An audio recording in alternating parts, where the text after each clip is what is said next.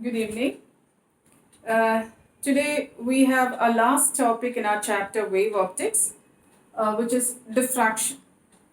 Now, does light travel in a straight line?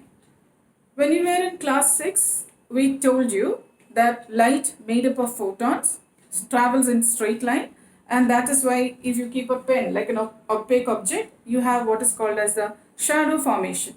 You must also be familiar with this experiment that your teacher must have shown you, where we have three screens with pinholes pierced through them, and we have a candle on the other side of this screen.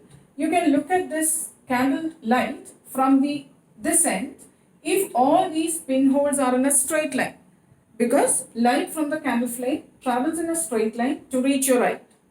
But if you slightly displace one of these screens, either the first one or the second one or the third one, you will see you're unable to see the candle flame, because light can only travel in a straight line, and if you displace one of the screens, then light is unable to get into one of those holes and you are unable to see the candle flame, proving very clearly that light is traveling in straight lines. Now, if you're sitting in the next room, and let's say I am here in this room and we have a door separating us, if I talk to you, you can hear me, but you can't see me, right? So sound waves, can bend around the opening of the door to reach you. But Young in 1801, with his experiment on interference, had proved beyond doubt that light is a wave phenomenon. So if sound waves can bend around the corner of the door or the opening of the door and reach you, why isn't it that light from me cannot reach you? If it's a wave phenomenon, all waves must be able to bend around the corners of a opening to reach you. Now here, wavelength of sound in air is around 50 centimeter to 1 meter, and the width of the door is approximately, let's say, 1 meter. So the wavelength of sound in air and the width of the opening, that is a door, are comparable. And if they are comparable, then the wave is able to bend around the corners of an obstacle or the edges of an opening like the door to reach you. But if you look at light, the wavelength of light is around 4 into 10 raised to minus 7 meter to 7 into 10 raised to minus 7 meter, which is, let's say, half a micrometer. So the wavelength of light and the width of the door are not comparable. This is in micrometers, the width of the door is in meters. And because the wavelength is not comparable to the opening or the door, size of the door, it is unable to bend around the edge of that door to reach you, and that's why you're unable to see me. So here again, when the teacher displaced one of the screens, the displacement is of the order of, let's say, a few millimeters, because of which the wavelength of light is much smaller than that. So light is unable to bend through that hole to reach you, because basically this bending of waves around the corners of an obstacle or the edges of an opening is what you call as diffraction.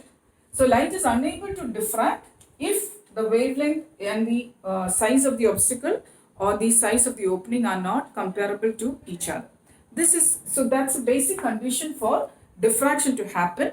The wavelength of that wave and the size of the obstacle or size of the opening must be comparable. Only then can they bend around these obstacles. Now here we have Young's single-slit experimental setup, where you will see that we have a screen here and we've taken a single slit of width A, one opening here called a single slit. So this is the single slit experiment, Young's single slit experiment.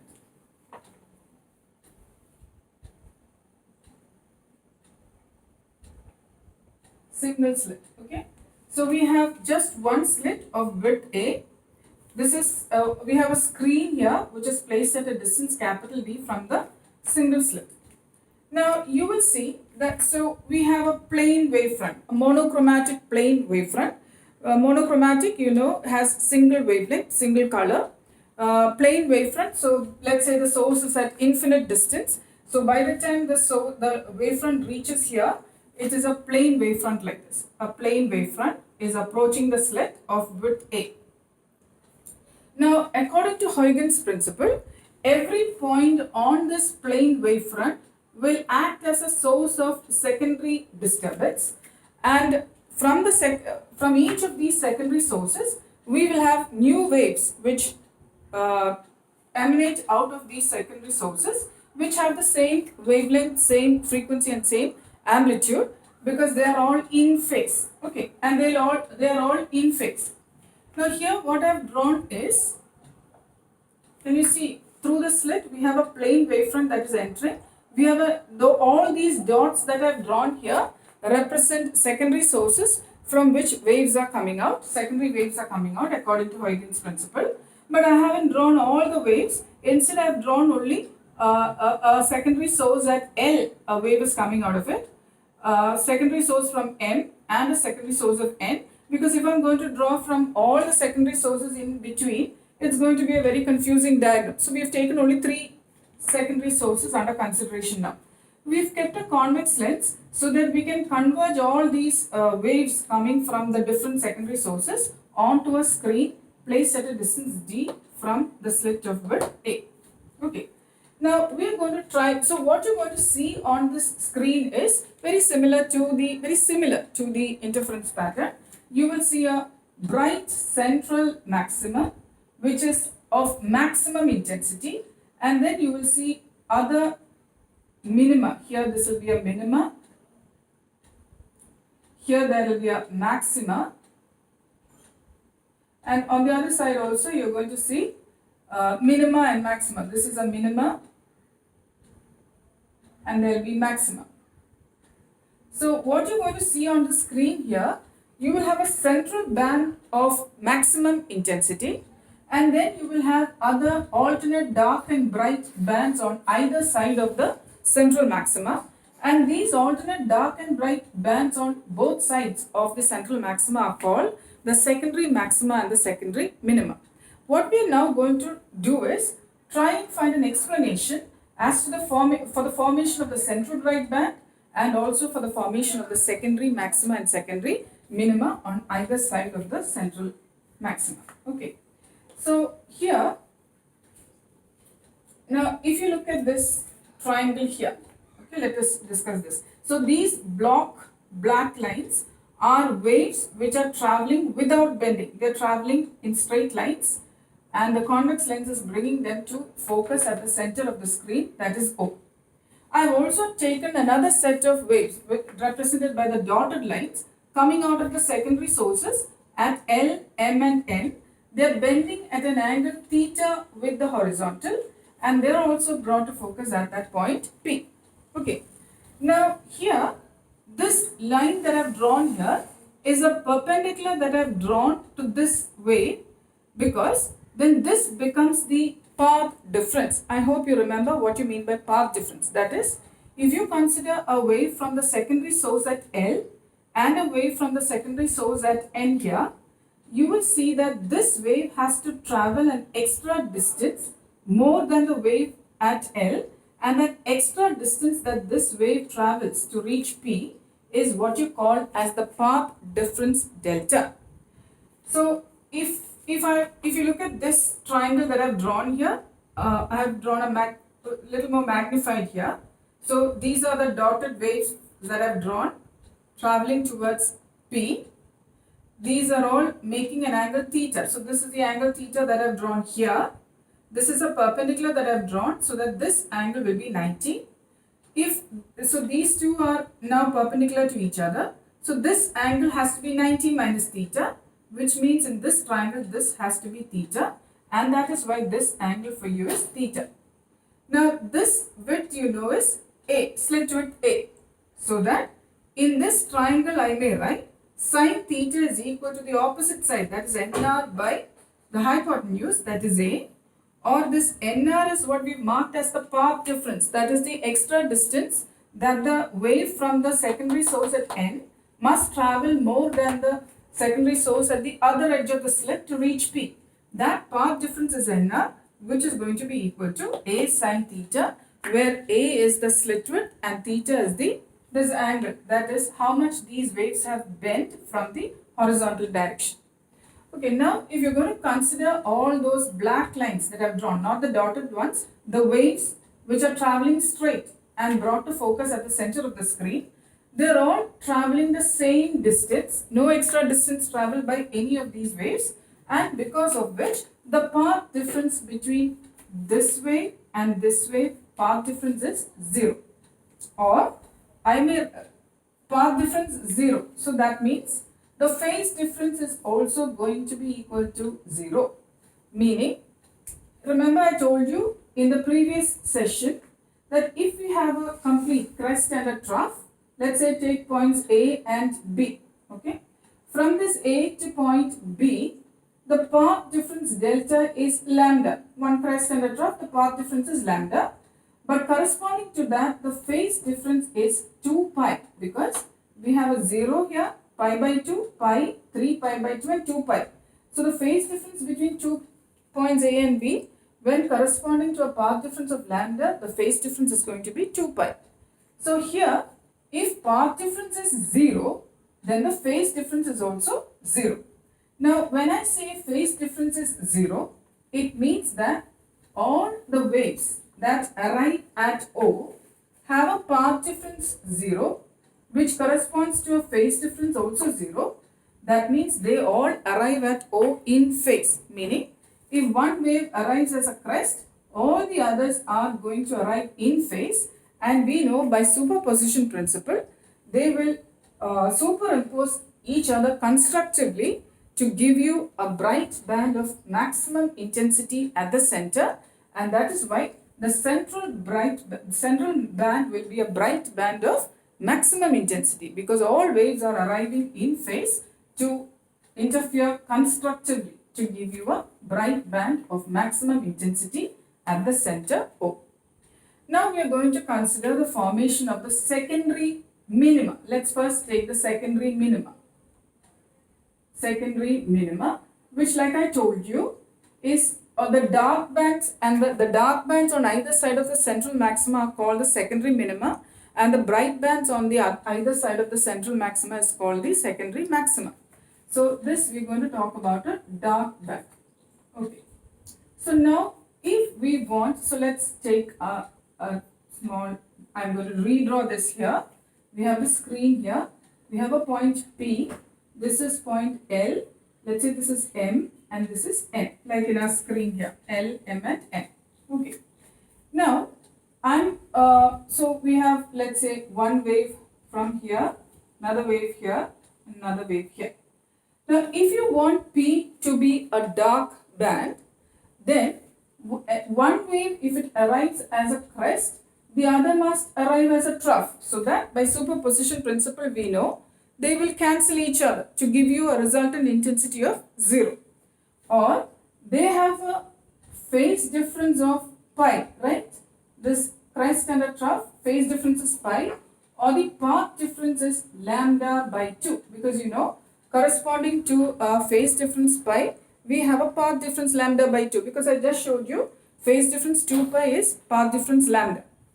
So if a wave, if two waves arrive at P with the path difference of lambda by 2, they are sure to cancel each other to give you a resultant of 0 intensity. So now I'm going to look at this and I'm going to consider, let's say, this path difference that we have marked here, this path difference, let's take is lambda. And I'm going to divide the slit into two equal parts. That is, if this total slit width is A, first slit is going to be A by 2, the second part is also going to be A by 2. So that we have equal number of waves coming from L and N and M and, the number of waves, secondary sources here and the number of secondary sources here are going to be the same. Now, if this is lambda, so then this has to be lambda by 2, which means a wave arriving at P from this source here, first one here, from the first part, and a wave arriving from here, that is the first wave from the second part, will have a path difference of lambda by 2, right? So this first one and this first one will arrive as a crest and a trough with a phase difference of pi, that is a path difference of lambda by 2, and they cancel to give you resultant intensity 0. If you take a second source here from the first part and a second source here from the second part, they also maintain the same path difference of lambda by 2, right?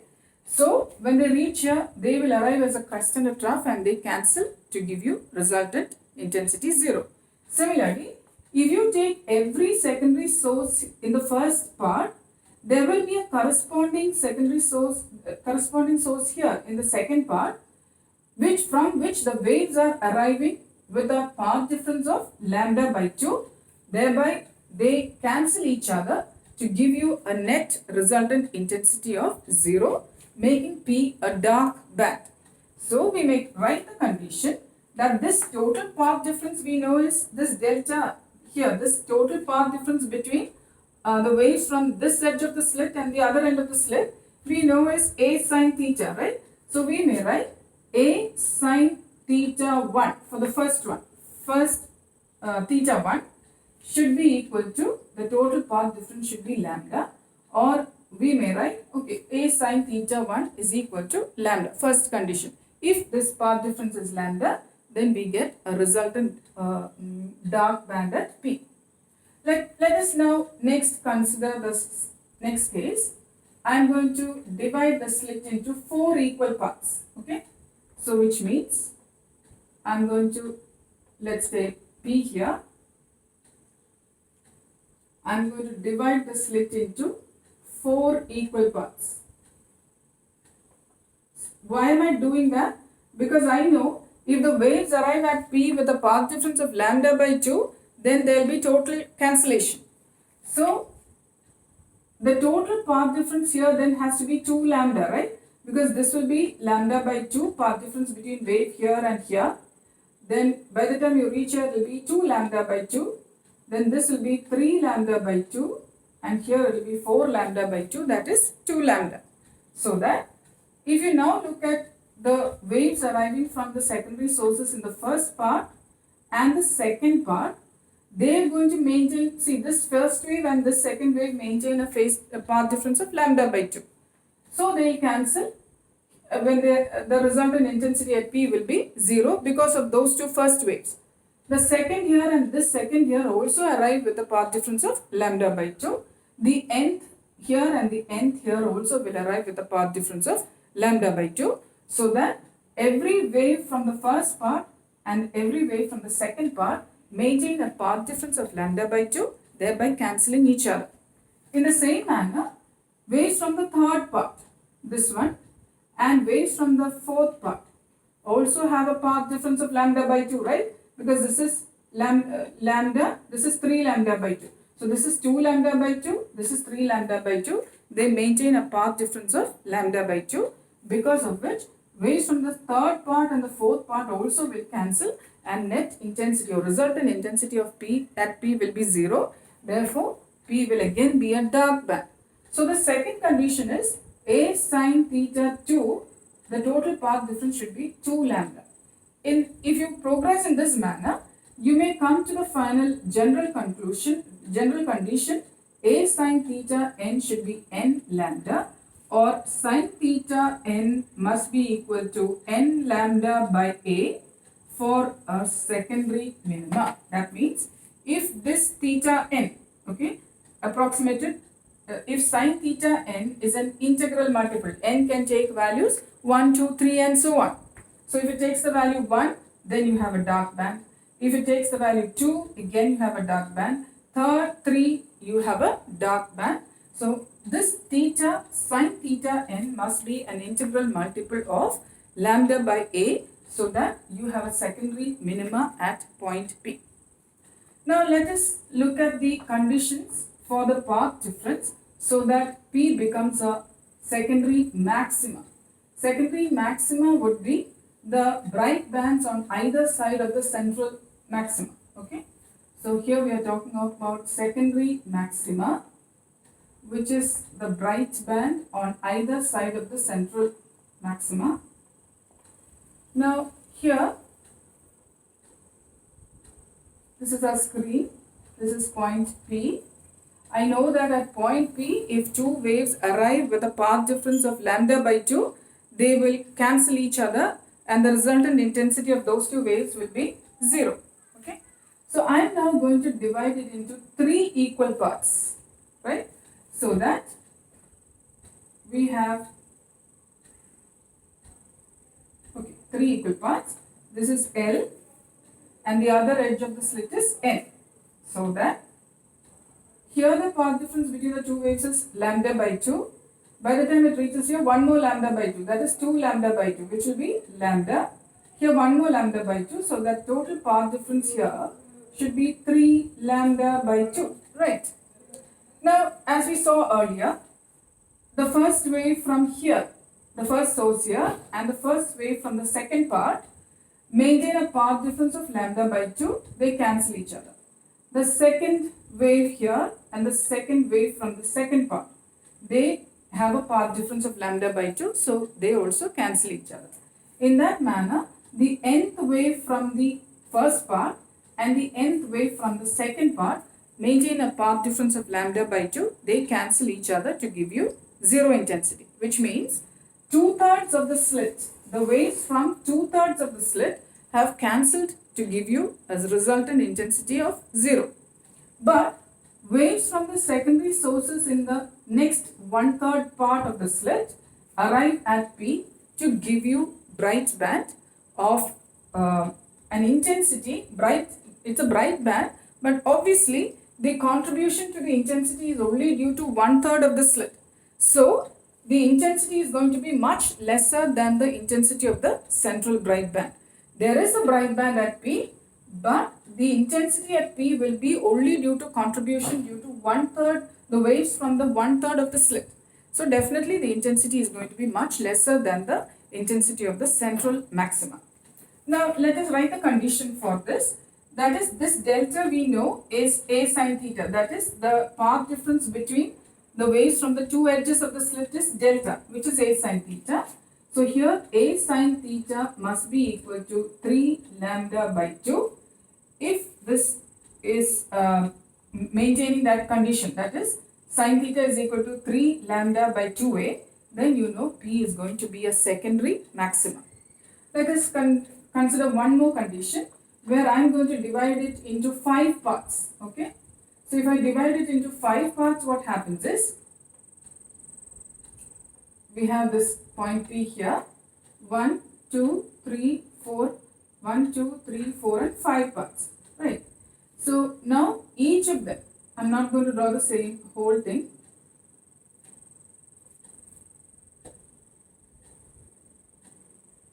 Wait.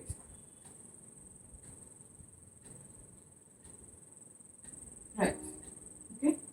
So we are looking at 2 waves from 2 edges of the slit here. Now by the time they reach here, the path difference is lambda by 2. Here it will be 2 lambda by 2. Here it will be 3 lambda by 2. Here it will be 4 lambda by 2.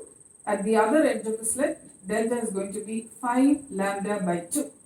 So waves from this first part and the second part maintain a path difference of lambda by 2. They cancel each other. Waves from the third part and fourth part also maintain a path difference of lambda by 2. So they also cancel each other. But waves from the last 1/5 part of the slit arrive at P to give you a secondary maxima. But you see, the intensity will be even lesser. It will be only due to contribution from 1/5 of the slit, right? So you will see that the central maxima will be of maximum intensity, and then you have secondary maxima, bright bands, but the intensity will be due to contribution from 1/3, 1/5, 1/7 and so on of the slit.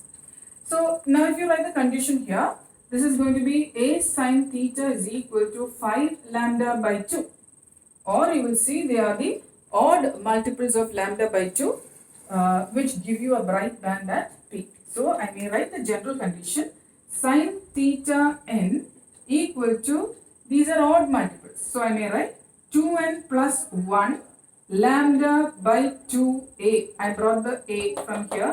This is how you will write, odd multiple of lambda by 2, right?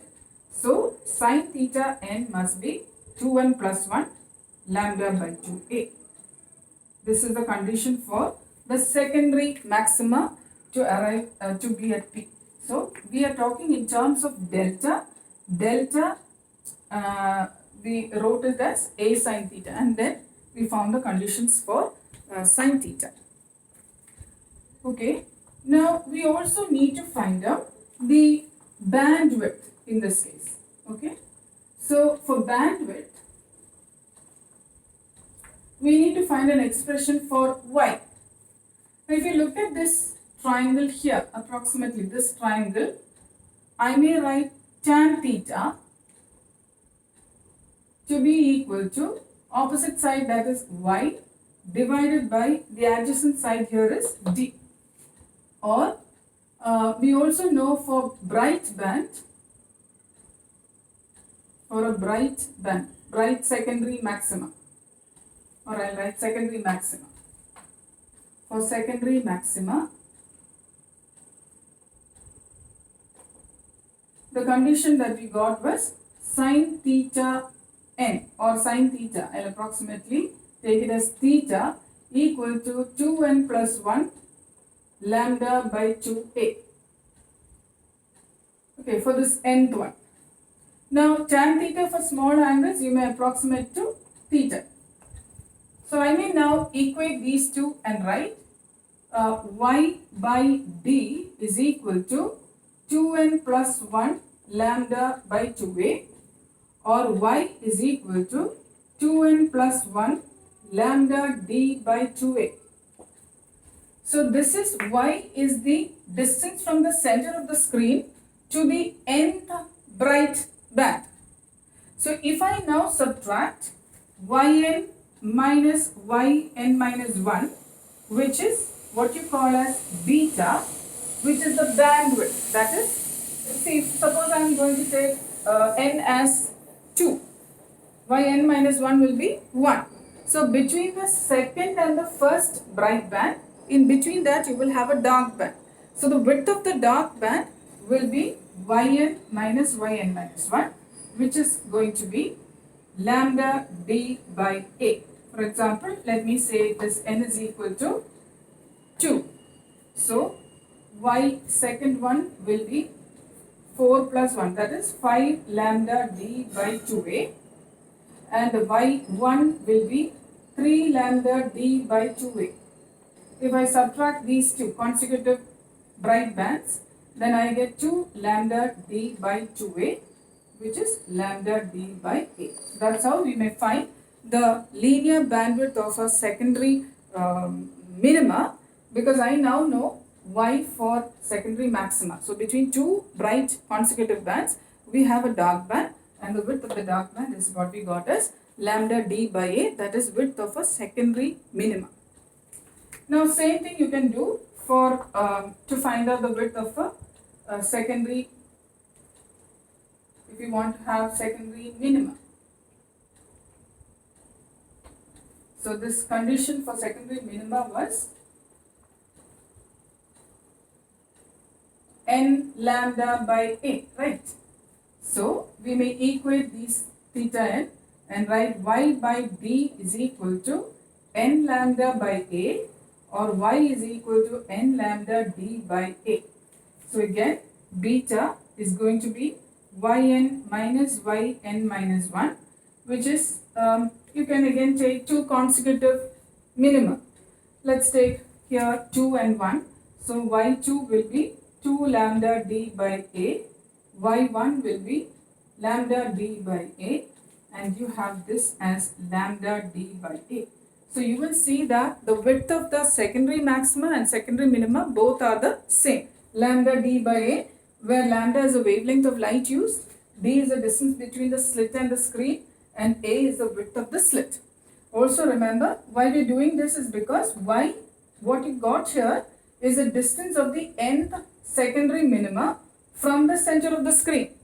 So if you subtract two consecutive minima, secondary minima, between the two consecutive secondary minima, we have one bright band, and if you subtract, you get the width of a bright band, secondary maximum.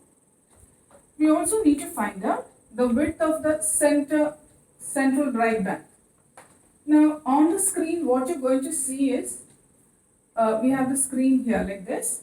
We have a central bright band and then followed by secondary minima and maxima on two sides.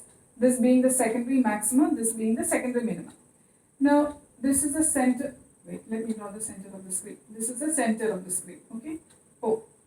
Now if I take this, you see is the first minima,